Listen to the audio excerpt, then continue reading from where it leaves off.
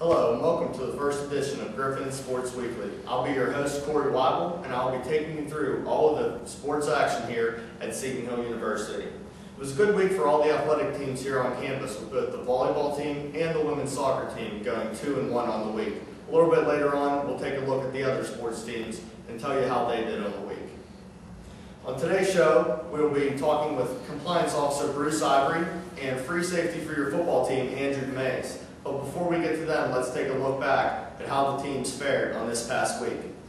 Women's soccer team went 2-1 on the week, and they are 8-10 overall, good for second in the North Division in the WVIAC. On Saturday, October 13th, they had a 7-0 victory over Ohio Valley. Stephanie Zangrilli added 3 goals, and Elaine Zavotskis added 3 assists for the 7-0 win. On the 17th of October, they lost 3-1 versus Davis and Elkins, where Elaine Zavotskis was the only Griffin with a goal.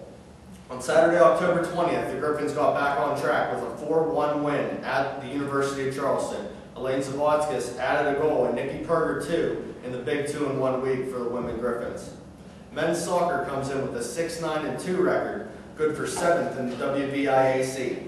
On the 13th of October, Ohio Valley came in and the Griffins defeated them handily 5-1. Steve Walker scored 4 goals on the day to pace the Griffins. Mike Pistenis also added a goal and an assist.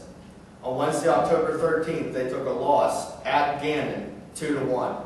Gannon was a regionally ranked team, and John Gibson was the only Griffin with a goal. On Saturday, October 20th, they lost 1-0 to Wheeling Jesuit, ending up 1-2 on the week. Women's field hockey had an 0-3 slide during the week, where they lost consecutive games to American International, CW Post, and Kettleball. Natasha Pedzik was the only Griffin to record any goals, as she recorded 2 goals in the week.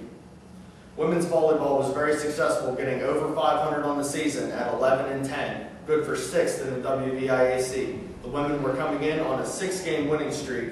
At the tail end, October 13th, winning 3-1 over Davis and Elkins, 3-0 over West Virginia Wesleyan, before having their streak snapped by West Virginia State 3-1. Men's and women's cross country both competed at Carnegie Mellon University and the WVIAC championships these past 2 weekends. Both fared very well, as Julian Fiorina set the school record in the 8K and finished 17th out of 234 runners at Carnegie Mellon. At the WIBIAC Championships, the men finished 4th overall, and Julian Farina was 2nd overall among individual places. The women's cross-country team had even more success over the weekend. At Carnegie Mellon University, freshman Anna Cody finished 8th out of 200 runners. And Saturday, October 20th, at the WVIAC Championships, she finished 3rd. The team finished 3rd overall. Anna Cody finished 1st overall. She wrapped up her conference championship for herself, Freshman of the Year, and MVP for the WVIAC, and she also set a school record in the 6K. The football team fell to 2-5 overall, 6th in the WVIAC with back-to-back losses. On October 13th, they had a tough loss at West Virginia State, 21-13. Antoine Jones rushed for 98 yards, and DeJuan Corbett and Matt Daudell each ran for a touchdown.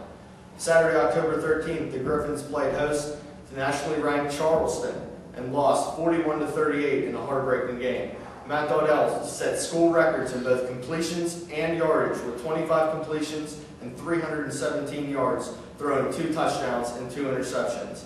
Derek Thompson was your leading receiver with 6 receptions for 91 yards and 2 touchdowns. And also Sammy Tranks, the WIBIAC leader in kickoff returns, took a kickoff back 82 yards for a touchdown.